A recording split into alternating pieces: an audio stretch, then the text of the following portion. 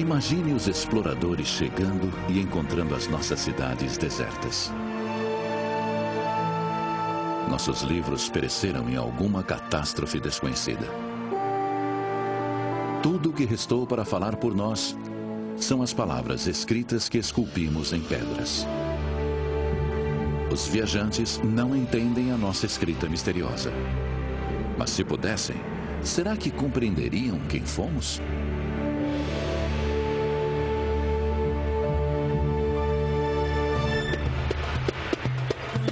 Nas selvas do sul do México e da América Central, as ruínas antigas dos maias apresentaram esse mistério. Elas revelaram a civilização de feitos impressionantes, criada em isolamento da Europa e da Ásia. Suas cidades eram cheias de estranhas inscrições, formas retorcidas fantásticas chamadas hieróglifos. Eles foram entalhados em monumentos e objetos, pintados em cerâmica e escritos em livros de papel de cortiça. Durante séculos, os hieróglifos confundiram os exploradores. Que segredos eles guardavam? Eles eram apenas imagens e símbolos ou, na verdade, uma escrita real expressando uma linguagem antiga? As pessoas ergueram os braços e disseram: ninguém jamais vai decifrar essa escrita. É impossível. Após séculos de luta, as histórias dos escribas maias estão voltando à vida. Começamos a ver sangue por todo lado nos hieróglifos. Foi uma visão mais obscura dos maias que chocou muita gente. À medida que os hieróglifos revelam seu significado, vai emergindo uma história sobre um mundo perdido e transformando a nossa visão sobre os antigos maias. Eram pessoas alfabetizadas, com histórias fantásticas para contar. Tivemos uma compreensão incrível de como eles viam seu mundo. A seguir, o Código Maia.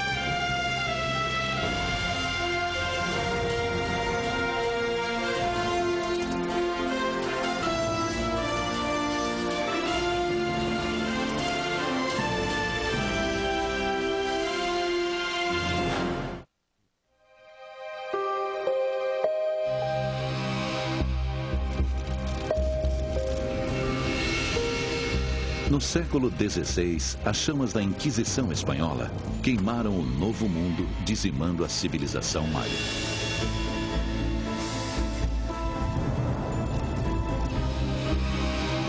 Uma fogueira foi acesa por Diego de Landa, um zeloso frade empenhado em destruir um dos sistemas de escrita mais originais já inventados: os hieróglifos maias.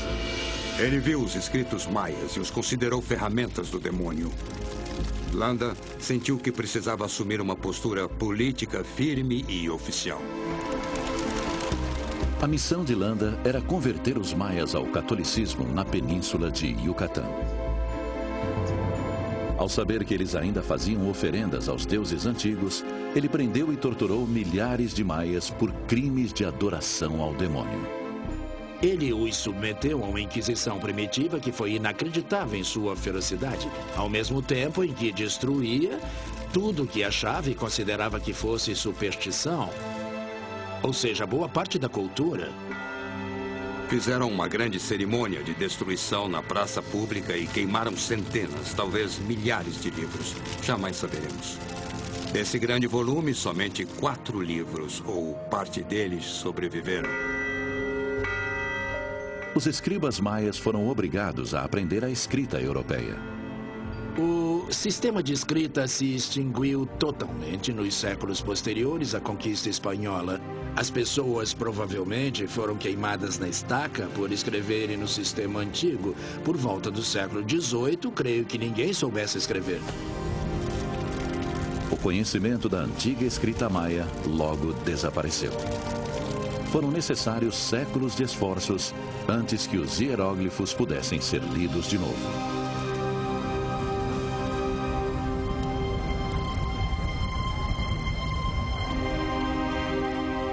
Atualmente, na região montanhosa da Guatemala, os aldeões maias ainda fazem oferendas aos antigos deuses.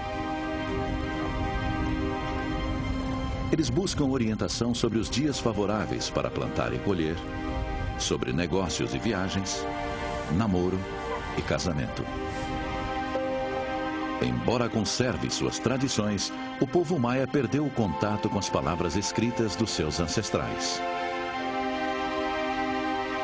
Agora, a decifração dos hieróglifos está dando vida ao seu passado. Os registros hieroglíficos contam muitas histórias sobre quem eram os atores no palco da história maia e seus principais eventos. Esses glifos deram aos maias 1.500 anos de história, escrita nas palavras de seus ancestrais, não dos brancos da Europa. Essa é a nossa única oportunidade de observar as Américas antes da chegada dos europeus e de ouvir essas pessoas. Desde os tempos antigos, os maias vivem numa região que se estende do sul do México e abrange grande parte da América Central.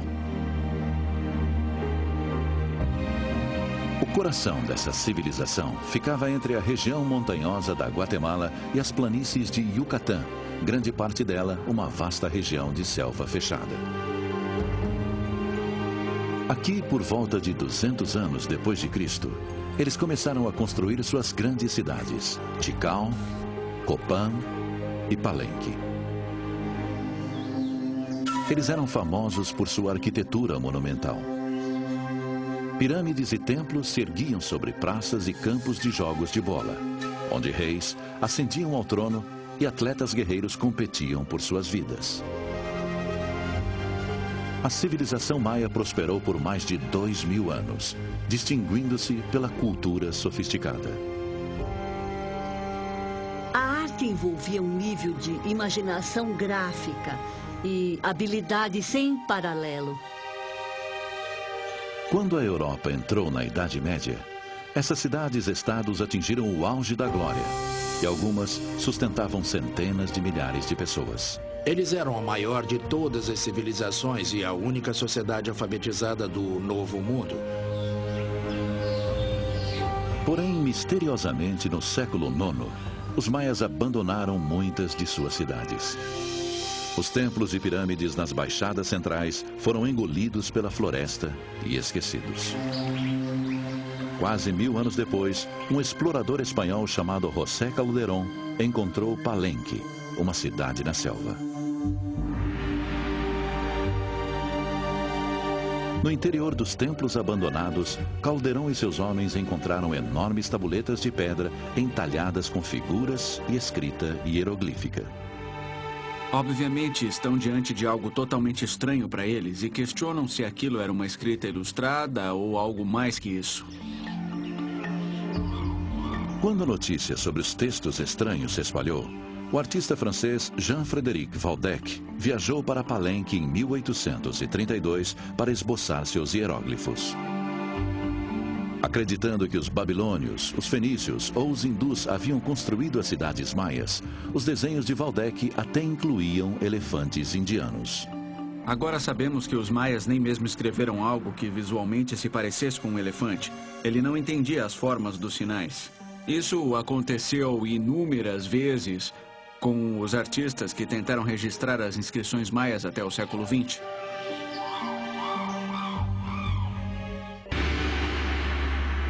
Tudo mudaria nos anos 80, quando Alfred Maudslay chegou com uma câmera antiga. Maudslay se aproveitou ao máximo do avanço da fotografia. Ele foi a todos os locais conduzindo caravanas cheias de negativos de formato grande e equipamento especial. Foi um grande esforço. Suas fotos captaram os detalhes delicados dos hieróglifos. Para lidar com uma coleção de inscrições antigas e tentar decifrar uma escrita desconhecida, é preciso ter um ótimo registro. Ele foi o primeiro a fazer isso. Porém, os vários estudiosos que analisavam as fotos de Maudslay não sabiam que o trabalho de decifração já havia começado com a descoberta dos livros maias que sobreviveram à conquista espanhola. 3 apareceram em Madrid, Paris e no México. Porém, o manuscrito mais refinado foi parar na Biblioteca Real de Dresden, na Alemanha. Chama-se o Códice de Dresden. Esteve esquecido até 1810, quando um volume imponente sobre as Américas foi publicado em Paris e incluía 5 de suas páginas. Seus estranhos hieróglifos estimularam um estudioso excêntrico, Konstantin Rafinesky, a tentar decifrar o código maia. Ele viu as barras e os pontos e disse: nunca há mais de 4 pontos. Uma barra deve significar 5. 1 seria 1 ponto, 2 seriam 2 pontos, 3 pontos, 4 pontos. Aí vinha uma barra, 1 ponto, a transformava em 6. 2 pontos e uma